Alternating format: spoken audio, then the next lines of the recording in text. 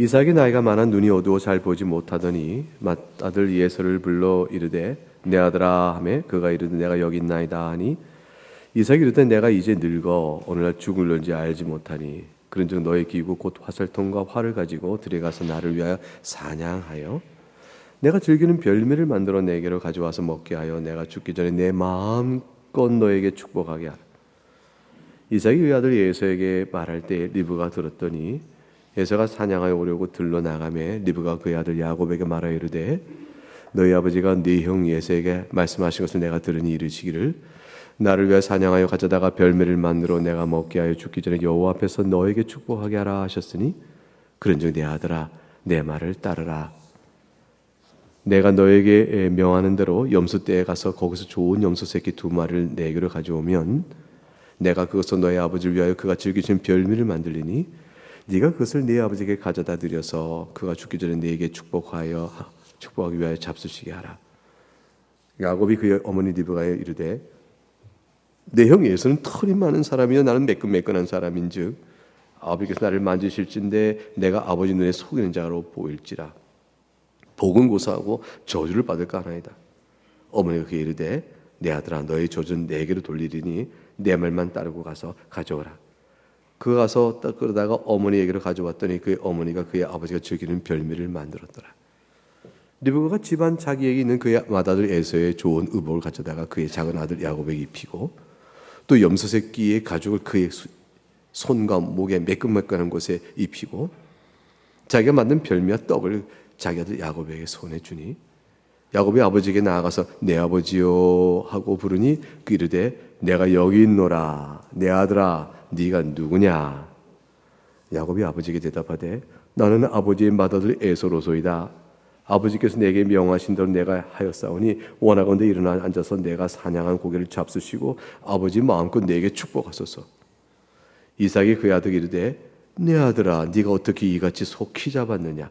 그가 이르되 아버지 하나님 여호와께서 나로 순조롭게 만나게 하셨음이니이다. 이삭이 야곱에게 이르되 내 아들아 가까이 오라. 네가 과연 내 아들 에서인지 아닌지 내가 너를 만져보려 하노라. 야곱이 그 아버지 이삭에게 가까이 가니 이삭이 만지며 이르되 음성은 야곱의 음성이나 손은 에서의 손이로다 하며 그의 손이 형 에서의 손과 같이 털이 있으므로 분별하지 못하고 축복하였더라. 이삭이 이르되 네가 참 내 아들 에서냐? 그가 대답하되 그러하니이다. 이삭이 이르되 네게로 가져오라. 내 아들이 사냥한 고기를 먹고 내 마음껏 너에게 축복하리라.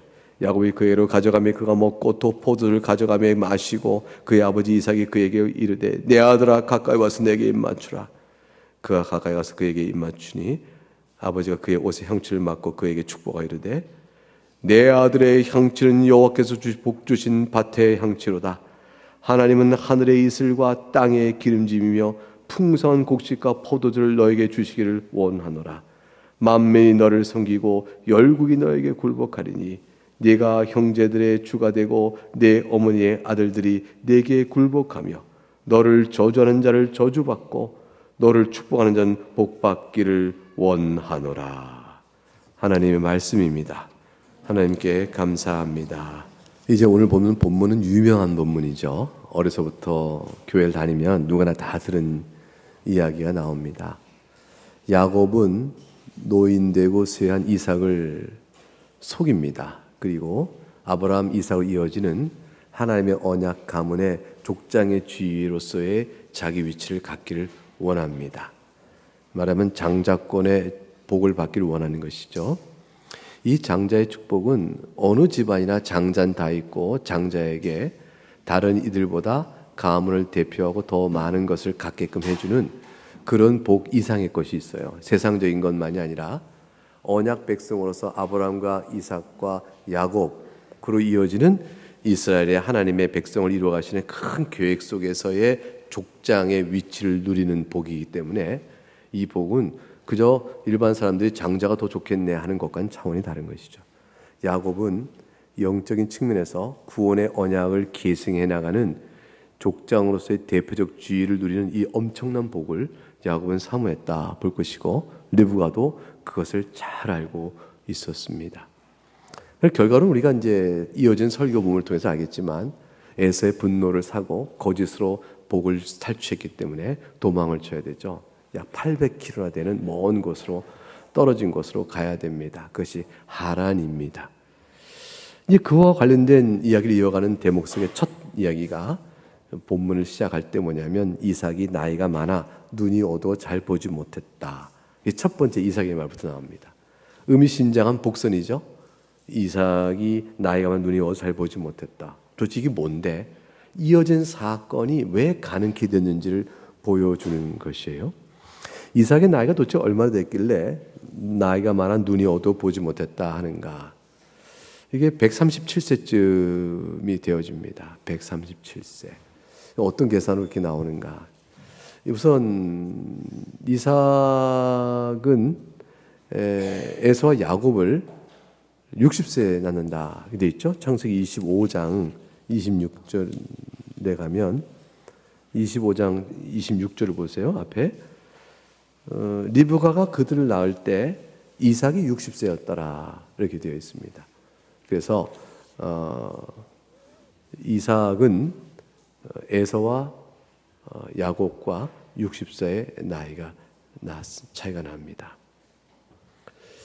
근데 이 야곱의 나이가 거꾸로 환산해야 돼요. 이때 이삭이 137세쯤 됐다는 것은요, 거꾸로 환산해야 되는데 한번 숫자 공부 좀 해보실까요? 한번 해보실까요? 창세기 41장 가보시죠. 창세기 41장.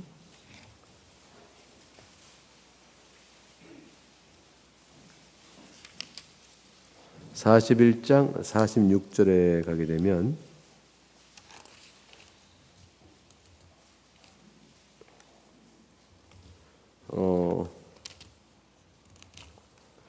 요셉이 애국왕 바로 앞에 설 때 몇 세로 되어 있죠?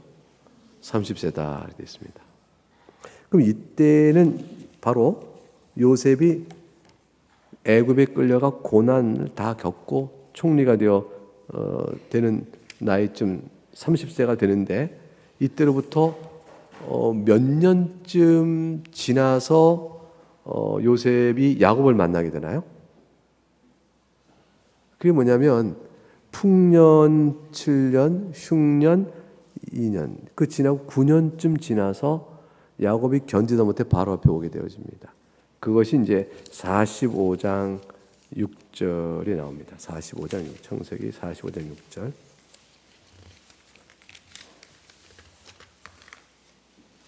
(45장 6절을) 가니까 이 땅에 2년 동안 흉년이 들고 아직 5년은 밭가지 못하고 추도 못할지라. 그래서 풍년이 7년이요 흉년 2년이 지났다는 걸 알 수 있습니다. 근데 47장 9절에 가게 되니까 야곱이 몇 살 때에 바로를 만나게 되죠? 견디지 못해서 결국 애굽에 내려갔다가 47장 9절에 야곱이 바로에게 이르되 내 나그네 길의 세월이 몇 년? 130년. 그러니까 130세 된 야곱이 바로 앞에 서게 됩니다. 그렇게 되면 어떻게 돼요? 요셉이 이때 야곱이 요셉을 바로 앞에 선 나이가 130인데 요셉을 만났을 때 그때에 서로 나이가 몇 살 때 서로 만나게 되는 거죠. 상봉을 하게 되는 거예요. 야곱은 130대, 총리가 된 요셉은 몇 살이 되죠? 39세죠. 그러니까 39세 된 요셉을 야곱이 130세 만납니다. 둘 사이 나이 차이가 얼마입니까? 빼면 되잖아요. 그러면 어떻게 되죠? 130 빼기 39. 좀 복잡해지긴 하지만 잘 꼽아보면 91세라는 걸 알 수가 있어요. 91세. 그러면 야곱이 요셉을 몇 세 낳았다는 겁니까? 91세에 낳은 거죠. 그러니까 야곱이 요셉을 얻었을 때 나이가 91세였습니다. 근데 야곱이 요셉을 얻기 위해서 야곱이 집에서 도망쳐서 하란으로 가서 몇 년 동안 노동한 끝에 요셉을 얻게 되어지죠? 14년이죠. 왜냐하면 라헬이 아니라 그 야곱이 갔어요. 그렇죠? 야곱이 레아가 아니라 7년 수고해서 아내를 라헬을 다 했더니 레아를 주고 다시 또 7년 수고해라 이렇게 되는 세월이 있으니까 결국 라헬에서 요셉을 얻은 91세에서 7년 뒤에 아이를 낳았다 치면 14년 끝에 야곱이 얻게 된 거죠. 그러면은 14년을 91세에서 빼면 77세가 됩니다. 그래서 야곱이 77세 때 하란에 가서 14년 지나서 91세 때에 요셉을 낳고 요셉이 39대에 130세 나이로 바로를 만난 거예요. 굉장히 나이가 드신 할아버지들의 이야기죠. 그럴 때 생각 안 되는데 이 당시의 나이는 기력과 상관이 없나 봐요. 그래서 아무튼 그렇게 되었으니까 그렇게 되어져서 그러니까 그럼 77세에 가서 14년 수고해서 91세 때 요셉을 얻었다 치면 하란으로 도망간 게 야곱이 77세에 가서 14년 노력했잖아요. 70세에 하란으로 도망간 그때가 바로 뭐냐면 지금 보는 사건이 벌어진 때예요. 왜냐하면 장자 축복을 이삭에 받고 에서가 돌아와서 이놈이 이렇게 되는 상황이니까 막 도망가거든요. 곧 77세에 도망간 거죠. 77세에 야곱이 이 일을 벌인 거죠. 그러면 이삭의 나이는 야곱을 몇 세에 낳았다고 그랬죠? 60세. 그러니까 137세가 되는 겁니다. 137세 된 이삭은 자 다시 오늘 본문 27장 1절을 보면 이제 실감이 나는 거죠. 이삭은 나이가 137세가 되어 거기에 빠진 거예요. 나이가 많아를 가로 열고 풀어가면 137세가 되어 눈이 어두워 잘 보지 못하더니 그렇게 되어진 것이죠.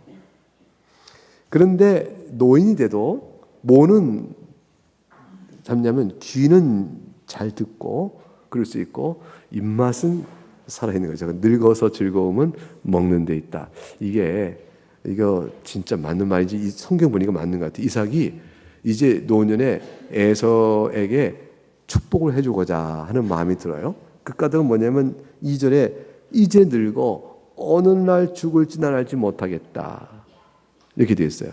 이 말을 왜 했냐면 이삭의 형이 있어요. 누구죠? 이스마엘이죠. 이복 형제죠. 하갈에서 낳은 이복 형제 이스마엘인데 이스마엘이 137세에 죽습니다. 그러니까 창세기 25장 17절에 나와요.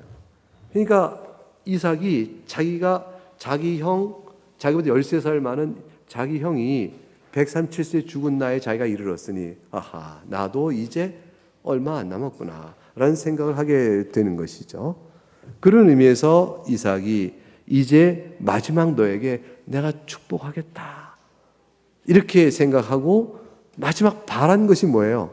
별미 가서 사냥 고기를 해서 갖고 와라. 그러니까 마지막에 맛있는 거 먹으시고 드시고 이렇게 축복하려고 한 것이었죠.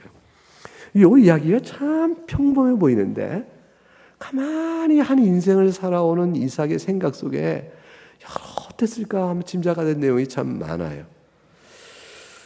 그런데 이 마지막 내가 얼마 살지 모르니 내가 죽기 전에 내 마음껏 맛있는 것 좀 먹고 너에게 축복하게라. 왜 생각을 이렇게 했을까? 이삭이 경건한 사람인가 아니면 먹기에 탐한 사람인가? 여러분 같으면 어떠시겠어요? 내가 이제 얼마 살지 모르니 에서야 하나님의 은혜란 우리 내 아버로부터 주어진 이 은혜의 복이 뭔지 아느냐? 이거를 내가 가족을 불러 잘 가르치고 다짐하고 그래야 내가 복을 주겠다. 뭐 이렇게 경건한 내용이 좀 나오는 텐데 그 한 줄기 없어요. 이삭이 맛있는 거 먹고 실컷 내가 맛있는 거 먹고 내가 축복하겠다 이렇게 되어 있습니다. 그냥 흥미로운 대목이에요. 성경은 왜 이삭을 이렇게 표현했을까? 이삭이 그 말 자체를 아예 안 한 것일까? 한 것일까? 도대체 노년의 이삭의 삶이 궁금하죠. 이삭은요 몇 살 더 사냐면 이 이후에 무려 43년 더 삽니다. 그래서 이삭이 180세에 주의 나라 가요. 그러니까 137세 내가 이제 늙어 이제 얼마 안 남았구나 하는 거 43년을 더 살아요. 이게 복이었을까? 복이 아니었을까? 이삭이 나중에 이게 더 108세게 사는 인생을 그렇게 살고 싶지 않은 인생을 사는 것 같아요. 뒤에 가게 되면 그런 것 같아요. 왜냐하면 에서와 야곱의 다툼 속에서 야곱이 돌아오는 등등 이 기다린 세월 속에서 이삭은 기도할 게 참 많죠. 나이가 들어 눈이 보지 못한 이삭이 결국 보게 되면 이 세월 간격 속에서 무엇을 했는지 또 어떻게 살아있는지 성경은 전혀 언급을 하지 않습니다. 그러니까 특별한 영웅적인 이삭의 모습이 별로 없어요. 이야, 야곱은 주의 나를 위해서 이렇게 뭘 했어. 이렇게 할 만한 영웅적인 모습은 없어요. 그저 평온한 가운데 세상을 떠났다. 이런 정도일까요? 한번 생각해 보세요. 에서가 요 26장, 우리 27장 봤는데 27장 그 앞에 26장 34절과 35절에 가게 되면 이런 말씀이 나와요. 에서가 34절에 26장 34절. 에서가 40세에 어떤 일을 하죠? 40세에 뭘 하죠? 장가를 갑니다. 장가를 가는데 누구한테 가죠? 해족속 불의 딸 유딕과 해족속 메르타 바스맛. 하나가 아니고 둘을 처로 맞이하는 일을 행하며 그것도 뭐가 되죠? 가나안 땅의 사람을 맞이해요. 그러니까 우상 숭배에 있는 여인들을 사모하여 사냥하고 돌아다니다가 사냥을 좋아하니까 돌아다니다가 마음에 드는 여자 둘을 딱 만났는데 우상 숭배하는 해족속이에요. 그걸 둘을 안으로 삼겠다고 데려오니 이삭과 리브가 마음에 근심이 되었다. 적어도 이삭의 가정 안에서 에서는 영적인 측면에서 교회 바깥에 다니던 사람이에요. 언제나 이 자식이 하나님을 제대로 섬길까? 이 자식이 어쩌자고 세상 놀이를 빠져서 이렇게 사는 거 아닌가?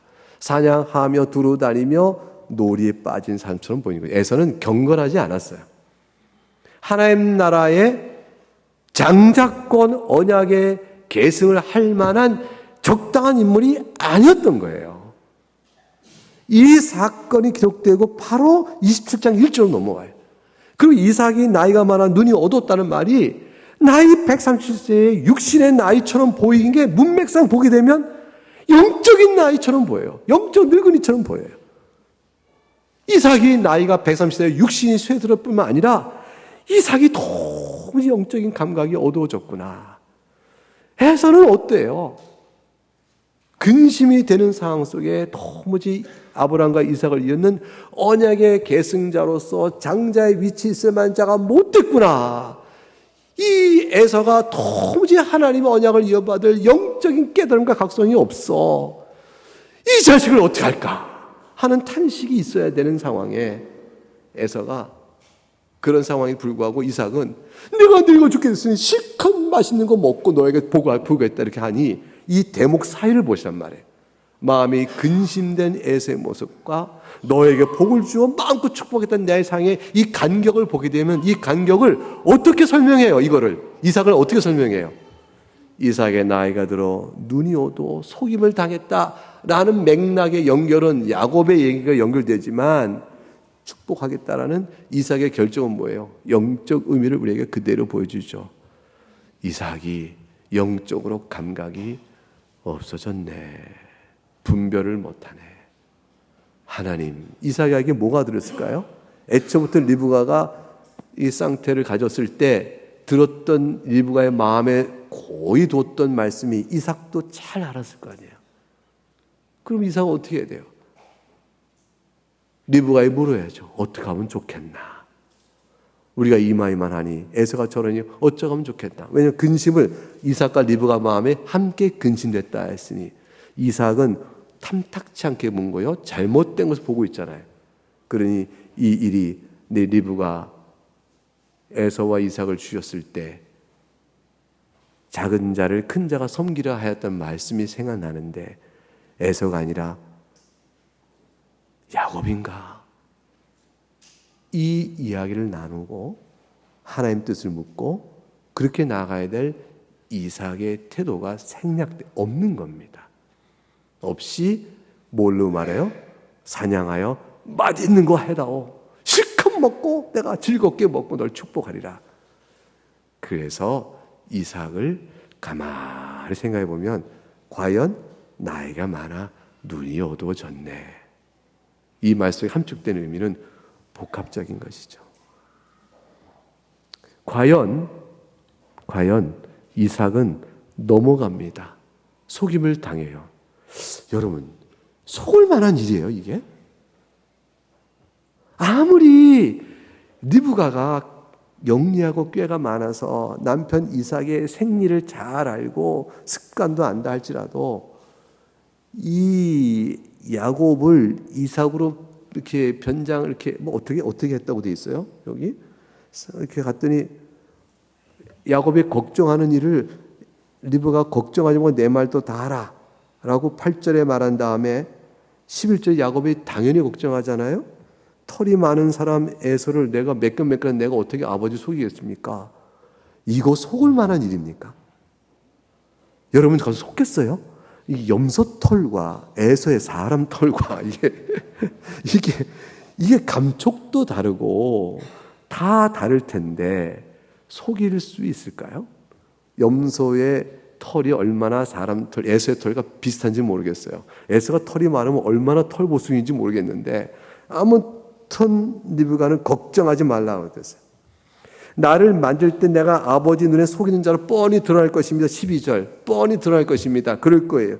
그랬더니 어머니가 감히 말하죠. 저주는 내가 받을 때 넌 잠살 먹은 내 말도 해라. 그래가지고 별매를 만든 다음에 16절에 염소 새끼 가죽을 그의 손에 매끈매끈해서 묶어버립니다. 그리고 그걸 가지고 염소 가죽, 털 달린 가죽을 매끈매끈 묶고 그걸 만지면서 오 에서로구나 이렇게 속게끔 됐다는 거예요. 이 말이 안 되는 거예요. 이게 속을 리가 없는 일이죠. 이거 설마 속이겠어요? 근데 속아요, 이삭이. 왜 속았을 것 같아요? 왜 속았을까요? 왜 속았을까요? 나이가 많아 늙어서. 그게 한 가지 이유죠. 맞아요.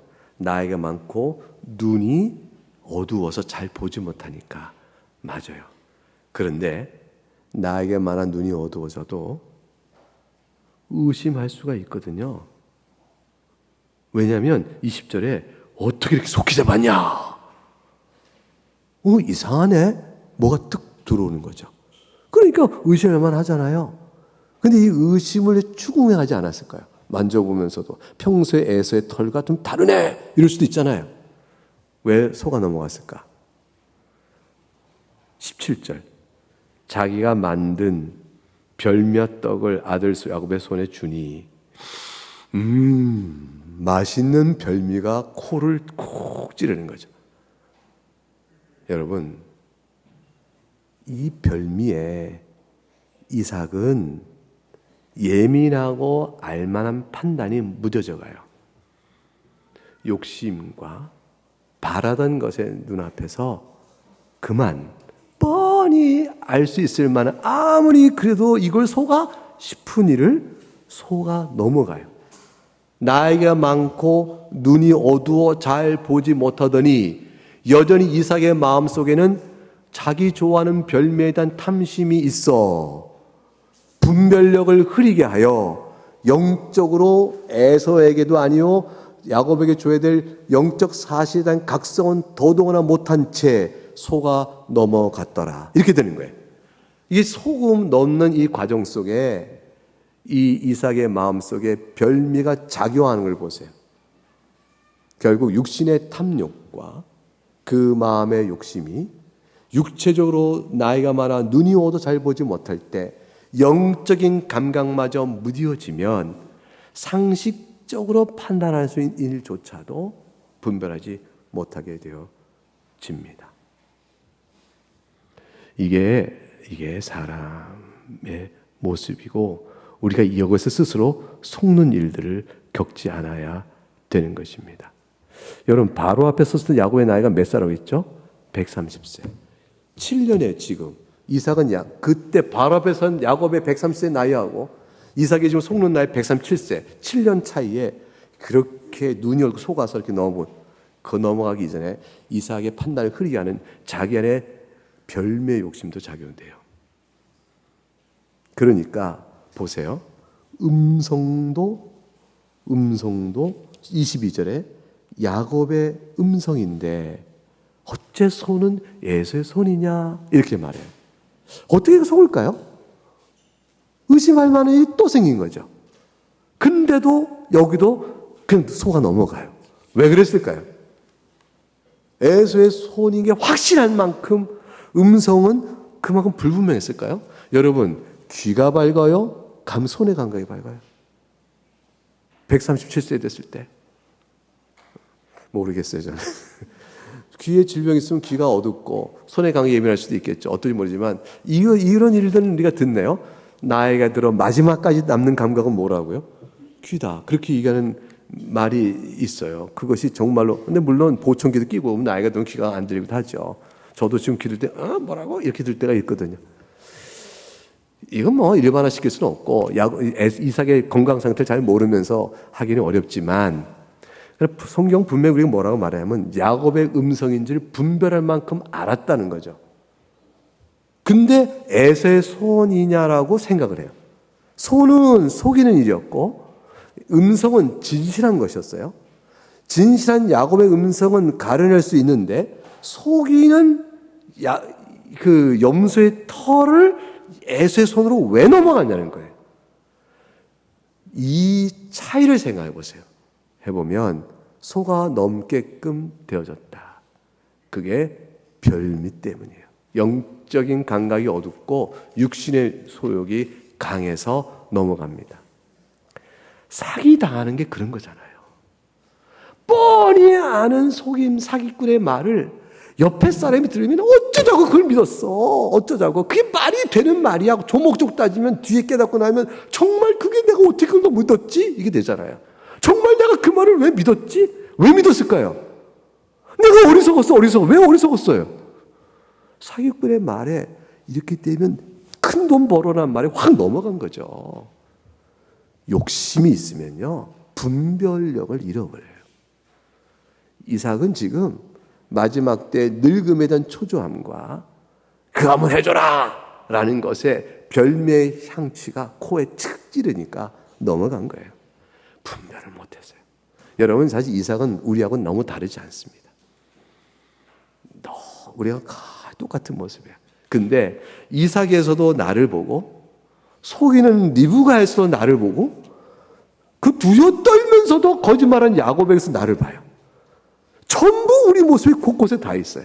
성경은 이러한 우리들의 연약성을 다 하신 주께서 이삭을 구원하시고 리브가도 구원하시고 야곱도 구원하셔요.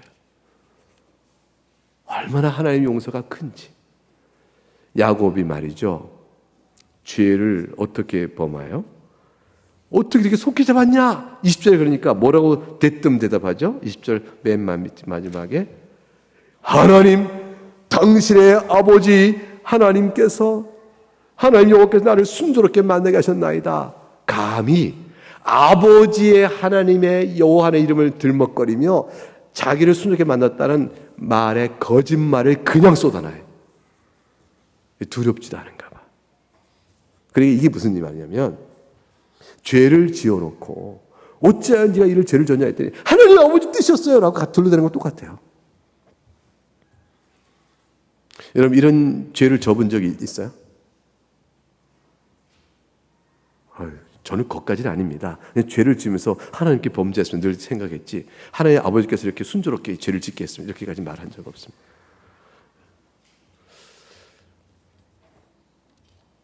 근데 요나는 그렇게 생각했어요. 요나는 하나님 명령에 불순종에 돌아가면서 저기 다시스로 가는 배를 타는데 이스라엘이 반대 방향 스페인 쪽이에요. 아니 완전 다메섹은 이쪽인데 북쪽인데 그거 타고 저쪽 다시스로 가요. 배 타고 가는데 순풍이 불어요. 배를 잘 타니까 그 순간에 뭐냐면 오호 하나님의 섭리로 내가 잘도 간다. 아마 이렇게 생각했겠죠. 타협을 하죠. 합리화하죠.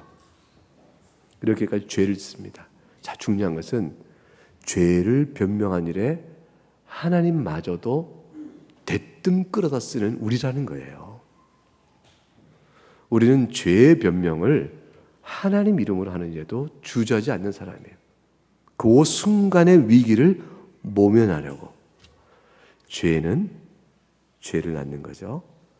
거짓은 계속된 거짓말로 이어져가는 당연한 일, 뻔한 일들을 야곱이 하고 있습니다. 저는 이 경험이 제법 있어요. 어릴 때 아버지를 속이다가 거짓에 거짓을 낳아서 나중에 크게 혼돈, 아버지가 모르겠어요. 나중에 충고 두 번만 하니까 그냥 다 드러나잖아요. 책 사라 준 돈 까먹고, 책이 없어서 곤란해지니까 다른 거짓말로 책 살 돈을 구하다가 그것을 또 메꾸지 못해서 드러나고, 그래 나중에는 네가 준 돈, 내가 너에게 준 돈 어떻게 했냐? 나중에 까먹었어요 하고 야단을 드러날 수밖에 없었죠. 근데 제가 경험할 때 아버지께서 말해요. 내가 말해도 앞뒤 말이 안 맞는 변명인데 더 이상 안 묻고 그냥 덮어주시고 돈을 주신 적이 있어요. 아시는 거죠. 이 녀석이 딴 데 썼구나. 불쌍히 여기신 거예요. 때려 야단칠 때도 있었는데 어떨 때는 그랬냐 하시고 그냥 주시더라고. 내가 해도 안 되는 말이었는데 그냥 덮어주셨어요. 아버지를 속인 게 아니라 아버지가 속아 넘어주신 거예요. 네 죄를 네가 알지라고 하시는 것으로. 하나님께서는요, 속아 넘어주실 때가 많아요. 하나님 앞에서 변명하는 많은 것들을 변명이 안 된 줄 아시는데 눈 감아주시고 넘어가셔요. 오라서가 아니고 죄인 줄 고백할 수 있도록 하시게요. 하나님께서 우리를 죄인 줄 알고 깨우치고 이끌어 가신 데는 때로는 매도 쓰시지만 때로는 침묵이에요. 모르시고 그런 것이 아니고 옳다는 게 아니라 그냥 넘어가실 때도 있는 거예요. 얼마나 많은 허물과 죄를 그냥 넘어가 주시는 가운데 우리가 살까요? 그래도 정신 못 차리면 매를 드시는 거죠. 하나님께서는 지금 이 상황 속에서 우리의 허물을, 이삭의 허물, 야곱의 이 허물을 넘어가 주신 거예요. 그래서 구원하셨어요. 근데 맨 마지막에 전 제일 이 본문을 읽으면서 두려웠던 게 24절이에요. 전 너무너무 이게 싫었어요. 제가 야곱이었다면 너무너무 싫었을 거예요. 이삭이 이르되 네가 참 내 아들 에서냐? 이거는 물으시는 거예요. 여러분, 어떻게 이게 속히 잡았냐는 질문은 예상 질문이라니까요. 예상 질문이에요. 어디 와자 만져보자. 예상 질문이에요. 그리고 왜 이렇게 속히 잡았냐? 예상 질문이잖아요. 답변 준비하고 들어갔었는데 그때 할 수 없이 급하면 하나님이 순적히 했다고 해야지. 예상 질문에 답변 서 있을 거예요. 근데 맨 마지막에 네가 정말 내 아들이냐? 이거는 이삭의 질문인 거지 예상 질문 앞에 이것까지 물으시면 해야지 이렇게는 없을 거예요. 참 아들이냐? 마지막에 야곱은 하나님 앞에서 정직성에 대한 양심의 떨림의 순간이 온 거죠. 그러하니이다. 왜 야곱이 여기서도 아니오란 말을 못했을까요? 그럼 뭐예요? 장자권자 욕심이 크니까 목적을 성취해야죠. 두 번째는 여기까지 왔기 때문에. 그래서 죄인 줄 알고 끝내 저지르는 거죠. 여러분, 죄는 죄의 마지막까지 몰고 가요. 멈춰야 됩니다. 손에 지금까지 한 것 아무것도 아니에요. 멈춰야 되죠. 아버지 잘못했습니다. 이렇게 되면 저주를 받을까요? 이삭이 두려워 떨겠죠. 내가 어찌하여 야곱이 이렇게까지 했는가? 너 혼자 일이 아니라 리브가 일이 함께 한 것일 것이라. 이 생각하며 이 엄청이 없는 이 일을 우리 다음번에 설교 때 보게 됩니다. 이삭이 야곱이 이때라도 멈췄으면 하나님께서 이삭에게 주는 메시지가 있고 또 야곱에게는 돌이키는 메시지가 있고 모든 것들이 다 하나님 뜻 가운데 이루어지는 선한 역사가 있어집니다. 죄는 멈춰서 손에 드는 법이 없어요. 죄는 멈추면 반드시 돌이켜 선으로 돌아가요. 큰 위로와 평안과 모든 일의 결과도 선으로 바뀌어 나갑니다. 끝까지 가는 거죠. 결국 그러하니이다. 그러니까 이제 이삭이 마음껏 축복하려 먹고 마시고, 보세요 25절에 그래 이제 내가 마음 놓겠다 하고 먹고 마시고 크게 축복을 합니다. 그리고 26절 마지막 축복하기 이전에 27절 이하의 축복의 내용이 나오잖아요. 요 마지막 이삭에게 주는 마지막 사인이죠. 이리 가까이 오라 내게 입 맞추라 하고 친근함과 아들됨에게 입 맞추면서, 이건 인사죠. 그러니까 우리가 시편 2편에도 그 아들에게 입 맞추라 그럼 네가 살 것이다, 공경과 이해와 사랑의 교환이에요. 그렇게 하라 하면서 옷의 향추를 맡게 됩니다. 마지막인데 리브가가 에서의 옷을 잘 입혀서 에서의 냄새가 나죠.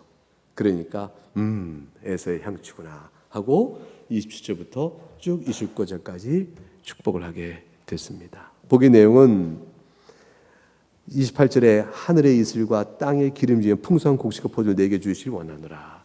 이 땅에서 번성케 살아가는 일이죠. 하늘의 이슬은 이슬로 하나님께서 비를 내리셔야 되고, 또 하늘에 밤새 젖은 이슬로 습기를 받아 농사 짓고 물을 얻을 수가 있었던 땅이에요. 그러므로 말미암아 올리브와 포도주가 가득한 기름지고 많은 가축들이 또 먹고 살 수 있으며, 그리하여 기름지게 살아가는 복을 이 땅에서 약속하셨고 축복하셨고, 29절에 만민이 너를 섬겨 열국이 네게 불복하리니 네가 형제들 주가 되고 네 어머니 아들 네게 굴복하고 너를 존재에게 저주를 받고 너를 축복한 자에게 복받기 원하노라. 아브라함에게 줬던 그 복을 이렇게 풀어 쭉 설명했습니다. 장자의 권리로서 하나님의 언약을 계승해가는 족장의 지위로서의 복을 다 받게 된 것입니다. 자, 사랑하는 교우 여러분, 이 거짓된 일로 이루어진 이 축복의 일인데 효과가 있을까요?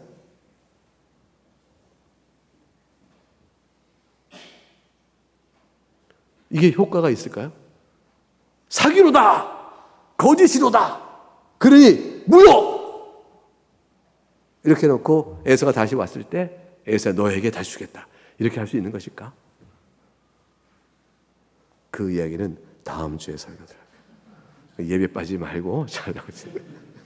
오늘 본문의 내용은 여기까지예요. 오늘 본문 속에서 하나님이 주시는 우리에게 주는 교훈들은 뭘까요? 영적 안목을 흐리지 마라. 그리고 육신의 탐욕에 이끌리지 않도록 경계하라. 이걸 노년에 이르러도 그러하라는 것이죠. 하나님 나라를 늘 소망하며 정직히 행하며 하나님이 해주는 섭리의 모든 일을 맡기라. 하나님 나라를 소망하면 그 나라가 내게 임하여 하나님 백성으로 살아가는 내 인생도 합력하여 선을 이룰 것을 믿고 하나님의 섭리에 따라 모든 사태를 맡기며 교훈의 순종에 살아라. 이것이 오늘 우리의 본문 속에서 주어지는 중요한 교훈들일 것입니다. 그리고 동시에 이 모든 사태를 보시는 하나님께서 이삭도 주어받는 이 언약의 복을 계승해야 될 인간이니 얼마나 사람으로서는 큰 복을 받은 사람이요, 믿음의 조상이요, 모든 사람의 귀감이 될 거 아니에요? 근데 귀감이 못 되고 있어요. 야곱도 믿음의 귀감이 돼야 될 거 아니에요? 야곱도 귀감이 못 되고 있어요. 리브가는 어때요? 그 믿음의 딸, 임신했을 때부터 하나님 주신 말씀을 다 마음에 두었더라. 그 리브가는 경건한 여인 같잖아요. 그런데도 오늘 모습 보게 되면 왜 이랬을까 싶은 생각이 있는 거죠. 이러한 인생들을 통하여 복음이 전해지고 와요. 교회는 세상 속에서 연약해요. 이 세상에 존재하는 하나님 나라의 백성들은요, 완전한 사람들이 아니에요. 그렇게 이렇게 울퉁불퉁 연약해요. 그런 상황 속에서 교회가 연약하지만 복음을 가르치는 일들을 계속 해오면서 그 가운데 죄인 중에서 끌어내요. 교회를 이루어 오늘의 그 복음을 지켜오고 구원의 역사를 이루어가는 것이죠. 우리들은 다 오늘의 본문 속에서 우리를 보고 있는 것이 바로 그 이치입니다. 우리가 이거 보면서 내가 이삭 같지 않아서 참 좋다. 나는 리브가 같지 않아. 내가 야곱 같지 않아. 너무 행복하다. 하나님 내게 은혜 주셔서 이삭과 리브가 야곱 같지 않네? 난 정말 은혜 받은 사람이야. 여러분 이렇게 말할 사람 우리 가운데 한 명도 없습니다. 우린 다 돌이켜 묵상하니 이삭이 나구나. 생각하니 리브가가 나에서 멀지가 않아. 야곱이 바로 나야. 이 고백을 우리가 주 앞에서 하게 되어지죠. 그러한 자들을 통하여 구원받는 은혜의 언약을 계승시켜 오신 하나님. 우리 같은 연약한 자를 들어서 복음은 전해지고 주의 교회를 세워가시는구나. 하나님의 은혜와 긍휼이 얼마나 큰가. 이 사실을 잘 배우게 되어집니다. 죄는 정당하지 않고 하나님 죄를 미워하십니다. 그러나 하나님께서 죄인을 불러 구원하시기에 이런 연약한 자들을 계속 보게 하시고 오늘 우리에게 그리스도 앞에서 어떻게 서 있는가를 생각하게 하십니다. 하나님 나라는 의인이 가나 자기의 의가 아니요 그리스도의 의로 가는 것입니다. 따라서 하나님 나라는 죄를 회개하고 자기가 연약한 줄 알아 하나님의 도우심만이 생명인 줄 아는 자들이 그리스도의 의로 가는 것입니다. 그래서 그런 하나님 나라는 그 은혜를 입어서 죄를 미워하고 하나님을 더욱 사랑하며 성령에 따라 살고자 하는 소망을 가진 거룩한 부르심 앞에 자기를 내어드린 자들이 가는 것이니 그런 자들을 통해서 작더라도 열매가 맺어지게 되어지고 그 열매를 보고 그의 신앙을 알기도 하는 그런 말씀이 우리에게 주어지기도 하는 것이죠. 사랑하는 교회 여러분, 우리는 다 죄 중에 있는 자들로 부름받은 자들입니다. 이 은혜 가운데 있어서 우리가 하나님 나라를 사모하고 사랑하는 모든 것에 아름다운 열매를 맺어가도 이끄시는 하나님의 손길을 감사하면서 또 찬송하는 우리가 될 수 있기를 바랍니다. 찬송하겠습니다. 사랑하는 교회 여러분, 오늘의 말씀이 우리에게 주신 뜻들이 있습니다. 여러분 개인에게 적용되는 바가 있을 것입니다. 공모자 리브와 야곱, 그 허물을 속아 넘어가는 말도 안 되는 이삭, 이 모든 엮어진 일들은 분명히 하나님 나라의 큰 복들이 계승되어가는 과정에 있는데 그 안에 얽혀진 일들은 우리에게 많은 것을 생각하게 됩니다. 죄를 보고 연약성과 허물을 보게 되는 것입니다. 구원 역사는 그 과정 속에서 면면이 이루어지고 우리에게 또한 용서의 은혜를 다시 알려주는 형식과 내용을 다 담고 있는 것입니다. 이 형식을 구성하고 있는 것은 죄인들의 모습이고 이들을 통해 전해진 것은 하나님의 말할 수 없는 용서와 긍휼이며 거룩으로의 삶의 초대인 것입니다. 이 은혜 가운데 우리가 나의 인생은 어떻게 서 있는 것인지 각각 말씀을 들으며 적용되는 부분을 주 앞에 내어놓고 기도하겠습니다. 아버지, 아버지,